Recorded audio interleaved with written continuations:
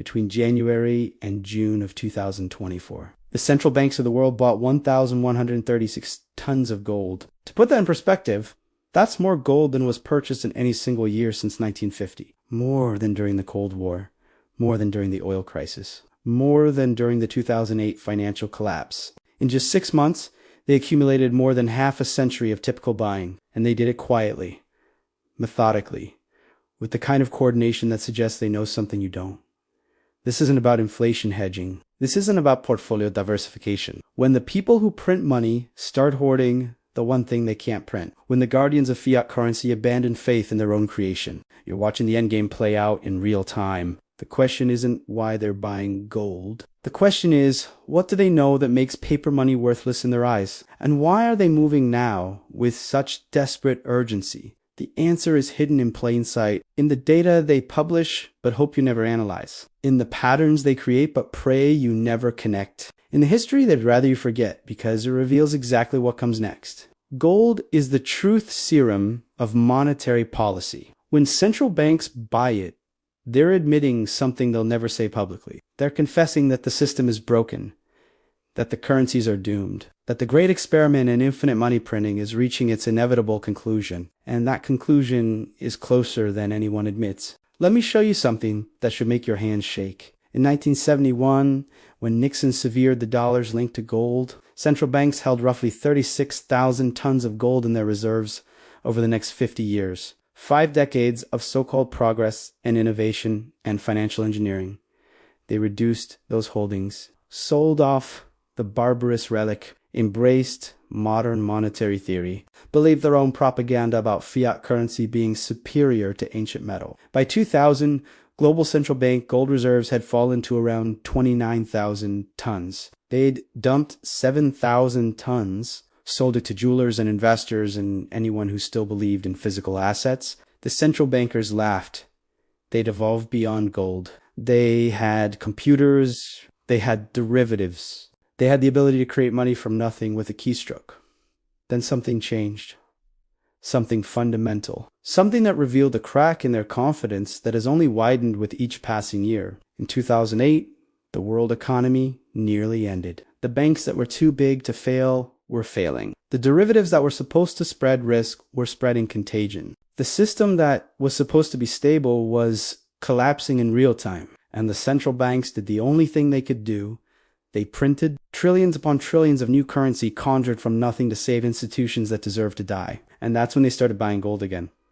Quietly at first, a few tons here, a dozen tons there, nothing that would raise alarms. But the trend was clear. The people who create money out of thin air were buying the one asset they couldn't create. The people who control currencies were hedging against their own currencies. The priests of fiat were losing faith in their own religion. By 2015, the trickle had become a stream. By 2020, the stream had become a river.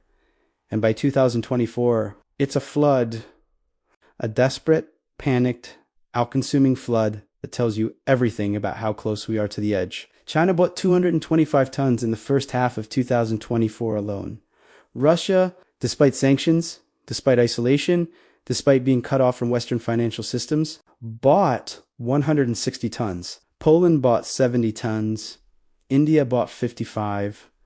Turkey bought 48. Singapore bought 37. Even the supposedly stable, supposedly confident central banks of Asia and Europe are loading up on gold like it's the last lifeboat off a sinking ship. But here's what should absolutely terrify you. These numbers are only the official purchases, the ones they report, the ones they're willing to admit. Intelligence from bullion dealers and mining operations suggests the real number could be double, maybe triple. Because when you're a central bank losing faith in the system you helped create, when you're positioning for a collapse, you're trying to prevent ... You don't advertise your moves. You hide them, you use proxies, you buy through intermediaries, you accumulate in secret. So ask yourself this. What do the people who create money know about the future of money that makes them abandon their own creation? The answer is hidden in a pattern that destroyed every empire in human history. A pattern so consistent, so predictable, so absolutely inevitable that once you see it, you realize we're not approaching the danger zone. We're already in it. Rome, 3rd century AD, The empire is vast, wealthy beyond measure, controlling trade routes that span 3 continents. The denarius ... the Roman currency, is trusted across the known world. It's backed by the full faith and credit of the most powerful civilization ever created. But there's a problem the average Roman citizen doesn't see. The empire is spending more than it earns. Wars are expensive. Bread and circuses are expensive. Maintaining legions across endless frontiers is expensive. So the emperors do what empires always do. They debase the currency. They reduce the silver content in they tell everyone the coins are worth the same. They lie. At first, it works a little less silver, a little more copper. Who notices? But then the next emperor reduces it more, and the next reduces it more. And within a century, the denarius that was 95% silver is now 5% silver. It's not a currency anymore. It's a fraud. And the wealthy Romans ... the senators and merchants and landowners who understand what's happening. They start hoarding gold. Real gold. They melt down the debased coins and keep the precious metal. They buy land. They acquire assets that have value independent of the currency. They prepare for collapse while the masses believe everything is fine. When Rome finally falls, when the empire fragments and the currency becomes worthless, the gold hoarders survive. They become the feudal lords of the next age. They didn't just preserve their wealth. They multiplied it by positioning themselves ahead of the collapse. Fast forward to 1923, Weimar, Germany. World War I is over. Germany is rebuilding. The mark is the national currency, and the government is printing it to pay war reparations and fund reconstruction. At first, it's manageable. A little inflation, some price increases, nothing catastrophic. But then the printing accelerates, and the inflation accelerates, and soon you need a wheelbarrow full of marks to buy a loaf of bread. The currency isn't collapsing, it's evaporating. And who sees it coming? The Heichsbanki, the German central bank. They're the ones printing the money. They know it's worthless. They know the system is doomed. And what do? They secretly buy gold. Lots of gold. They move national reserves out of marks and into metal. They protect themselves while telling the public everything will be fine when the mark finally dies, when it becomes literally cheaper to burn currency for heat than to buy firewood. The Reichsbank survives. The institution endures. The people in charge keep their positions and their power because they always know, and they always save themselves first. And here we are, 2024, the pattern repeating with digital precision. The central banks are printing currency at rates that would make Weimar look restrained. Since 2008, the global money supply has increased by over 400%.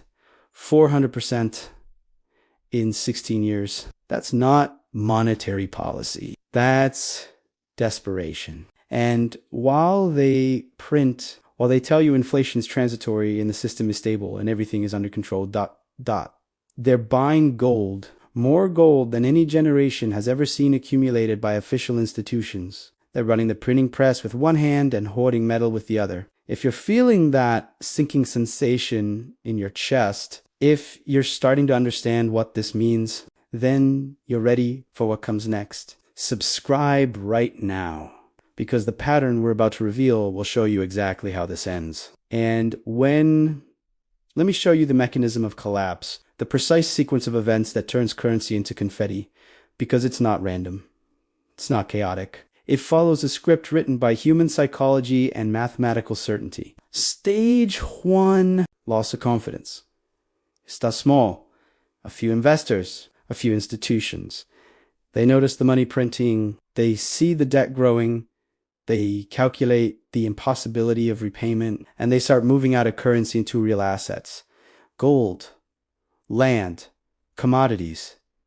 The smart money exits. First, quietly, without causing panic. Stage 2, mainstream recognition. The financial press starts covering the currency concerns. The TV economists debate inflation. The politicians promise solutions. And more people start questioning. If the experts are worried, maybe I should be worried. The exodus accelerates. What was a trickle becomes a stream. Stage 3, official intervention. The central banks and governments panic. They can't allow confidence to crack. They implement capital controls. They restrict gold purchases. They mandate currency use. They prosecute currency speculators. They do everything except address the actual problem, because addressing the problem would mean admitting the system failed. Stage 4, the cascade. Despite the controls, despite the propaganda, despite the threats, people lose faith. They stop believing the promises. They stop trusting the institutions. They stampede for the exits all at once. And that's when the currency dies. Not slowly, instantly. One day, it's money. The next day, it's garbage. Stage 5. The reset. After the collapse, after the chaos, after the savings are destroyed and the pensions evaporate and the bonds become worthless, a new system emerges. A new currency. A new set of promises, often backed by gold. At least, at first, until the cycle begins again. This is the pattern. This is the script. And we're in stage 2 right now. The mainstream is starting to recognize the problem. The central banks are visibly worried. The gold buying is accelerating. The question isn't if we move to stage 3. The question is when. And the central banks are telling you when with their purchases. They're not buying gold because they think the price will go up. They're buying gold because they know the currencies will go down. They're preparing for stage 4, the cascade. The moment when everyone realizes at once that the money is worthless. One leaked internal memo from a European central bank in 2023 used language that should haunt you. It referred to gold purchases as monetary reset insurance, not inflation hedge, not portfolio balance, insurance for a reset. They're using the R word. They're planning for it. They're positioning for the day when the current system ends and a new one begins. But here's the detail that reveals just how imminent they think this is. The rate of gold purchases is accelerating. In 2022, global central banks bought 700 tons. In 2023, they bought 1,000 tons. In just the first half of 2024, they bought 1,136 tons. That's exponential acceleration. That's not a trend. That's panic.